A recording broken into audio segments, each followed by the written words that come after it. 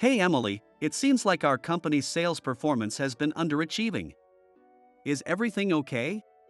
I heard a rumor from a colleague at the headquarters that they might start restructuring companies with poor performance nationwide. So I'm a bit worried. Really? Is that so? It would be great if we could all come together to find a way through this. To overcome this crisis, the cooperation of everyone is necessary. It's up to me, Emily, and all the other colleagues to work together as one. I'm John, 35 years old. So this is the company I'll be working for from today. I entered the subsidiary's entrance with a bit of nervousness. The building was much warmer than I expected and had a nostalgic feel to it. Until recently, I had been a sales manager at a major general trading company. I thought my career was going smoothly, but a certain incident changed everything.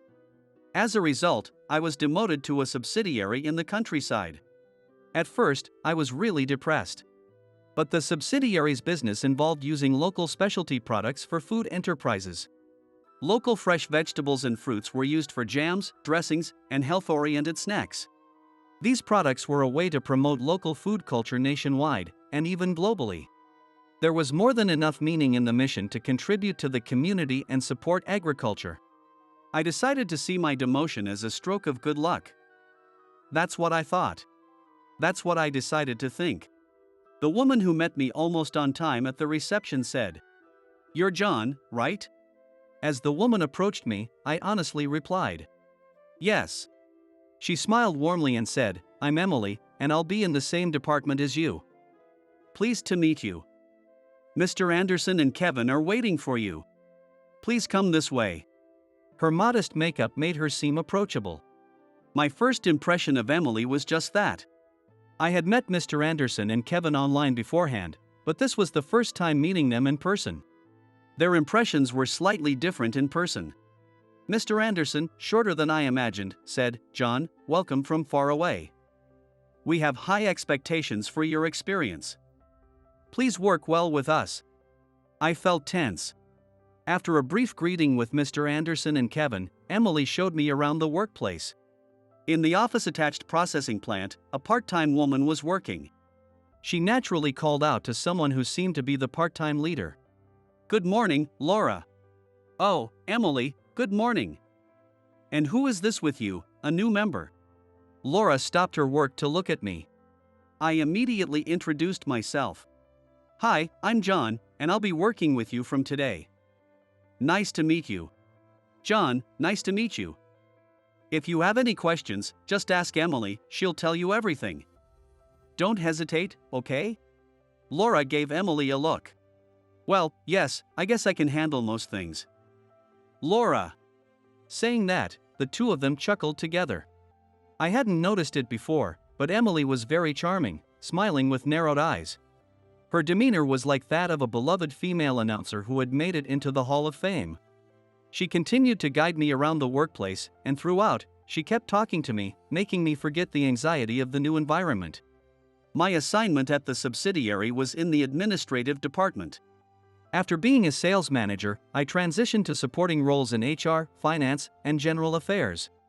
My career has always been centered around customer-facing sales, so I honestly felt lost not knowing how to handle my new duties. The subsidiary is a small to medium-sized business with about 20 full-time employees and 15 part-time workers. Though the number of part-time staff can change depending on how busy we are. Including me, there are 4 people in the administrative department. Kevin, Emily, and one person who recently went on maternity leave. I am filling in for the employee on maternity leave. The roles in HR, finance, and general affairs aren't clearly divided. So I need to learn a bit of everything. I went through the manuals given to me, creating a list of questions to clarify any uncertainties. It felt like I was a new employee all over again. Emily has a girl-next-door charm that's very approachable. While she's not flashy, her smile brings comfort. She readily answered the questions I had compiled, and our conversations often included lighthearted chats. Her soft voice and the thoughtful gestures she occasionally showed were reassuring. From the first time I met her, Emily somehow became a person of interest to me. She kindly spoke to me as I navigated through the unfamiliar environment. "John, if there's anything I can help with, please don't hesitate to ask." Whenever I paused in my tasks, she was proactive in offering support and teaching me the ropes of the job. When I started to get the hang of my job, we received a request from a public agency to check the status of our labor insurance enrollment.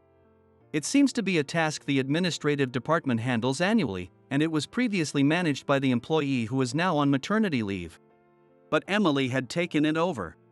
One evening, as I was doing overtime on a different task, I glanced over at Emily's desk and realized she was still working too. The way she was focused on the documents was memorable. "Emily, you're still here? Are you okay?" By this time, I had become comfortable enough to speak casually with Emily. "Yes, I'm just gathering some missing data for the labor insurance report. It's my first time handling it, so I'm following the manual." "Really? Is there anything I can help with?" I was working on another task, but it was almost finished. Intending to help her, I called out to her. "Thank you, but I should be fine. It's better if I do this task alone to make sure it's done correctly." "You must be tired from the overtime, John. Don't worry about me and feel free to head home. The deadline is tomorrow, so I'll make sure to meet it." She showed me a thumbs up and smiled as she responded. Trying not to disturb her, I finished my work and went home. The next morning, I asked her, "How did the work go yesterday?" "I managed to finish it just in time for the last train." "It took quite a while." She looked more tired than usual. It was a moment when I truly realized how earnestly and wholeheartedly she dedicates herself to her work. As we often talked about our work, the conversation naturally shifted to the challenges and difficulties of our jobs. Work can be tough, right? I've hit quite a few big obstacles in the past myself. She paused thoughtfully before slowly starting to speak. "Actually, I have too.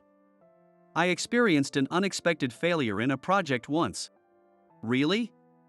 I thought you always handle your tasks so cautiously. I couldn't imagine you making a big mistake." Her work had always been well prepared and meticulous. While there were minor slip-ups, I couldn't imagine her making any major mistakes. "Of course, it happens. When we were starting a new welfare project, I made a huge estimation error, which delayed the project significantly." "Wow, that must have been tough. Were you okay?" She looked out the window and smiled a bit sadly. "It was really hard at first.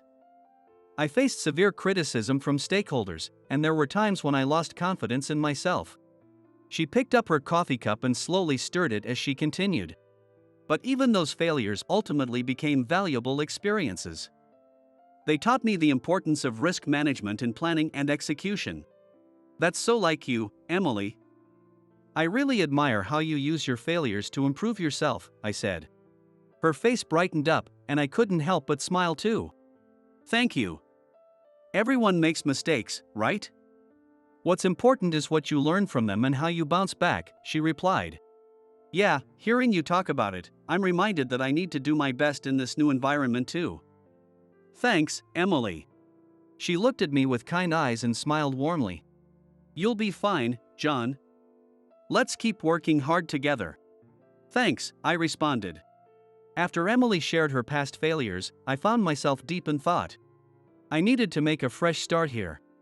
I needed to have the courage to move forward positively, like Emily. "Actually, I've made a similar mistake myself." "I haven't told you why I was transferred here," I confessed. Emily looked into my eyes, listening silently.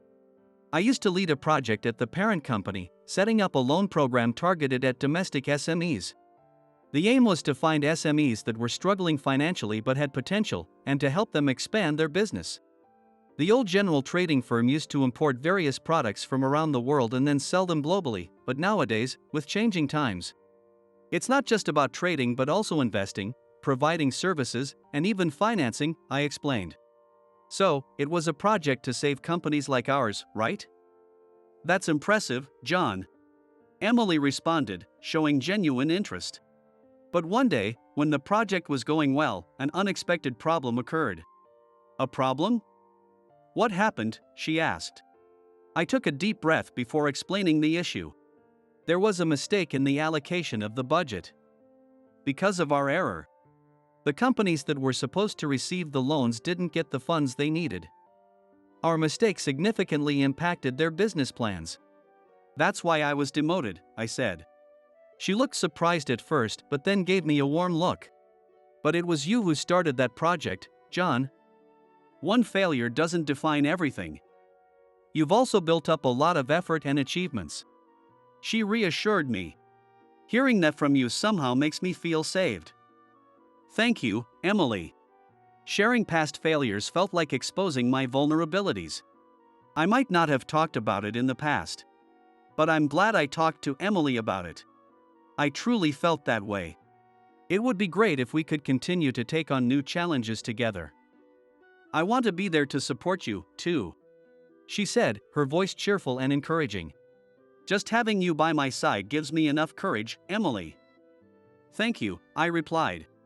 That day, I felt like we understood each other better. It was a moment that deepened our relationship further. At some point, a sales report came in from the sales department. The revenue was decent, but the trend was flat. For the second consecutive year, the sales target was unmet, and the profitability was declining, a worrying situation. Hey, Emily. It seems like our company's sales performance continues to be below target. Are we doing anything about it? She looked into my eyes as she answered. Yes, it seems so. We're nowhere near the budget targets. Mr. Anderson and the sales department are trying to develop new customers. But it doesn't seem to be reflecting in the performance. She replied, her voice calm but without a smile. I heard a rumor from a colleague at the headquarters that they might start restructuring companies with poor performance nationwide. So I've been a bit concerned, I added. Really? Is that true? She asked, unable to hide her surprise. There might be changes in the upper management or downsizing before that. Either way, it will affect everyone's jobs here. And it could negatively impact the local farmers too, I explained. She nodded worriedly as she listened to me. That's true. This company is very important not just to us but also to the local farmers. I wonder if there's a way to turn this situation around. Instead of leaving it all to the sales department. It would be great if we could all come together to find a way through this. She responded firmly to my words. I love this company, including the part-time staff. The local farmers are kind, and I absolutely want to protect this. I don't know if I can be of much help, but I want to do my best alongside you, John, she said. We vowed to help each other and move forward together, finding a solution. In order to overcome this crisis, the cooperation of everyone is necessary. Emily and I, along with all the other colleagues, must work together unitedly. Emily has really excelled in the administrative department. For example, she's been advancing the digitization of documents, reducing the amount of paper used. This has improved efficiency by shortening the time needed to search for information and has helped cut costs. Although the savings might seem minor, I believe it's all about individual awareness.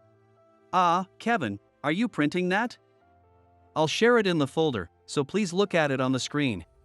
Kevin was reluctant, but such shifts in mindset are bound to pay off eventually. But all my efforts alone aren't enough to improve the company's overall performance. Hearing this, I could tell how much Emily cared about the company. She perfectly manages her duties and yet aspires to achieve greater results. She looked a bit disheartened as she glanced at her desk. I have my limits too. It's so frustrating. I approached her to offer some encouragement.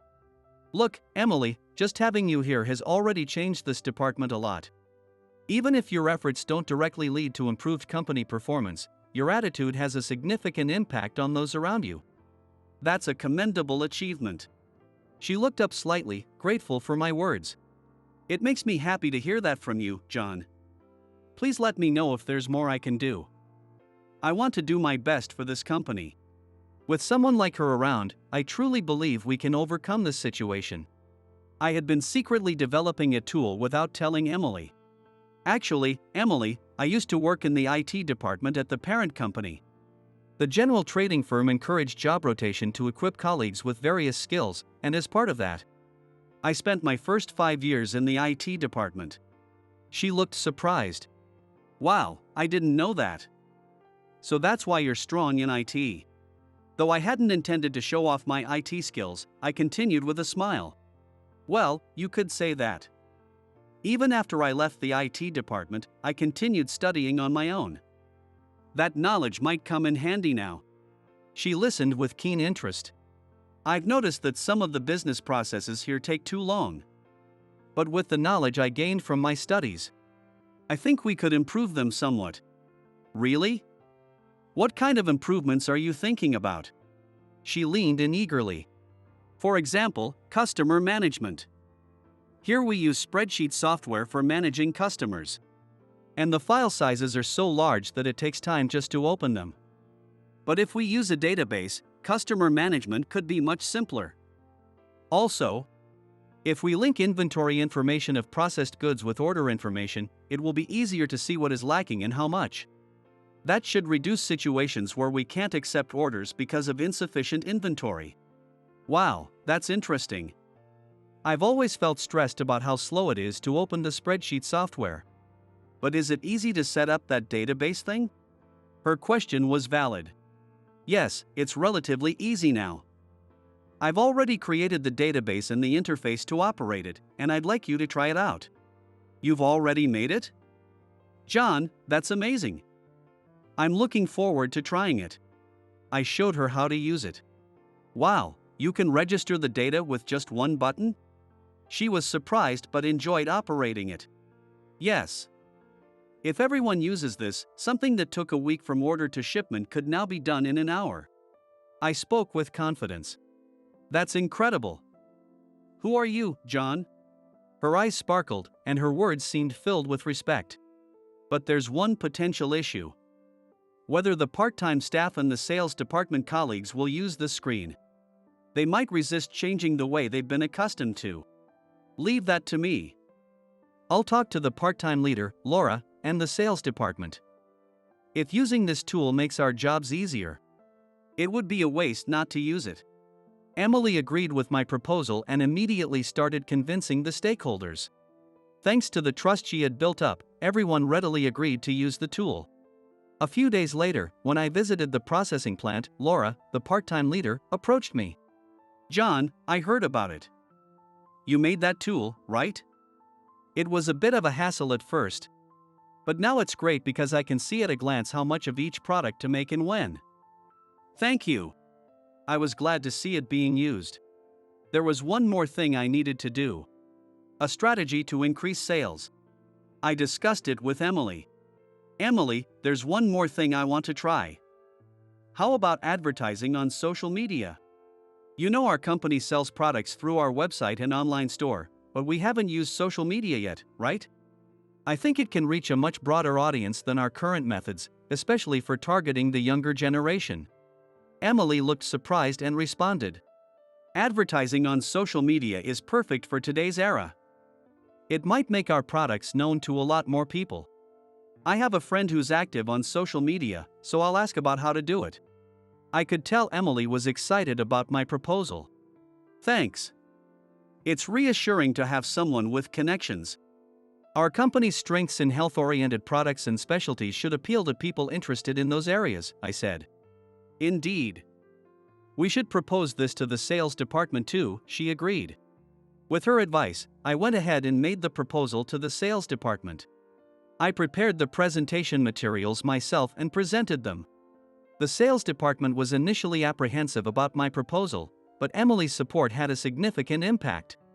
Eventually, Emily's enthusiasm convinced our colleague, Kevin, and even moved our president, Mr. Anderson.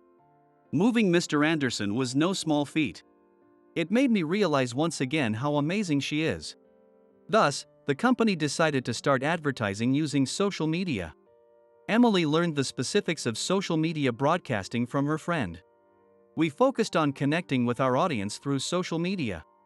Initially, everyone was skeptical about the impact on sales, but when a certain influencer promoted our products, our sales dramatically increased. We immediately caught the increase in orders thanks to the database system we had built. We managed to prevent stock shortages by increasing part-time staff and coordinating with farmers. Our proposal began to gain support from all our colleagues. Everyone agreed with the idea and showed a united front in their efforts. Seeing everyone's reaction, I'm really glad I made the proposal. Including Emily, everyone is working on it positively. It should certainly reflect on the overall company performance, I mentioned. Yes, I think so too. I feel like everyone's demeanor is changing, Emily replied. The company's atmosphere started to change distinctly. 3 months after implementing our proposal, during the monthly sales report, the performance had clearly improved. Using social media for advertising opened up new customer demographics and increased operational efficiency through data centralization. Our efforts directly contributed to an increase in revenue. Emily spoke to me with a smile. John, did you see the sales report? Your proposal has changed the company. It wasn't just me. It was possible because of your support, Emily. I truly believe that, I replied. The successful project not only transformed the company's atmosphere but also gave me new confidence. After recovering from a previous setback, I was now able to look forward to the future with optimism. Without you, John, the company wouldn't have changed this much. I'll continue to work hard and contribute to the company, inspired by you. Emily said. Your attitude is also a great motivation for me, Emily. Let's keep working hard together, I responded. In the following months, profits continued to rise.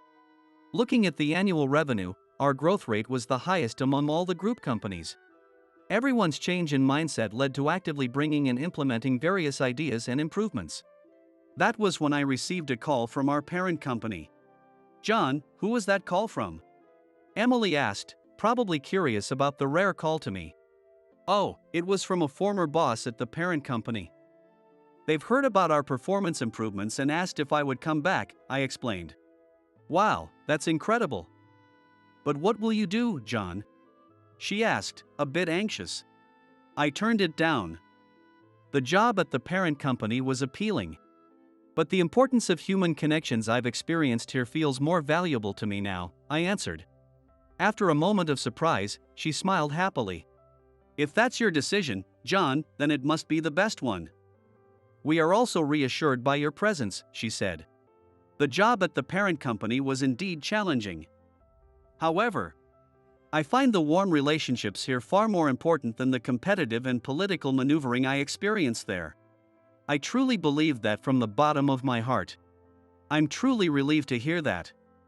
Please continue to work with us, she said with a bright smile. She still has that adorable smile. I chose not to return to the parent company because I want to cherish what we've built here. Because I want to keep seeing Emily's cute smile and her brightness, always. I thought to myself again. That evening, I asked her to meet me alone because I wanted to talk. Emily, actually, there's something important I want to discuss with you. A lot has happened since I came here. But the biggest change for me has been meeting you, I said. Really? I paused before continuing. Because you were here, I could stay positive even after being demoted. It was because of you that I came to love this company and wanted to save it. There have been many challenges I've overcome thanks to you. So, I have a favor to ask, I told her. Emily looked surprised but was staring intently into my eyes. Emily, will you marry me? I want to be with you in the future too. I want to keep seeing your smile. I feel like I can face anything as long as you're with me, I proposed. Tears welled up in her eyes, and for a while, she was lost for words. However, she soon smiled gently. Yes, I'd love to. I can be happy with you, John. I really enjoyed working on improvements with you. And John, you were so cool. I look forward to continuing our journey together, she accepted.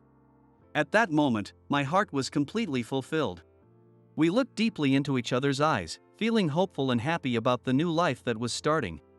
2 years had passed since then. Our company continued to improve its performance, and recently, we received a special award for business innovation from the parent company. There have been frequent interviews from the parent company's public relations department. And our management department has been busy handling them. We were surrounded by congratulatory messages. Emily, thank you for today. I never imagined we could have our wedding surrounded by everyone like this, I said. I'm also incredibly happy to be blessed by so many people, she responded. Our wedding was held in the company's garden. Our colleagues and locals gathered there, their warm smiles celebrating our new beginning. The ceremony progressed in a homely atmosphere with handmade decorations and dishes made from local produce. We held hands, renewing our hopes and resolutions for the life ahead. With the warm support of our colleagues and the local community, we believe we can overcome any difficulty. Our wedding was just the beginning. From now on, we will walk through life together, contributing to our company and the local community. With Emily by my side, I can overcome anything. I am certain of that.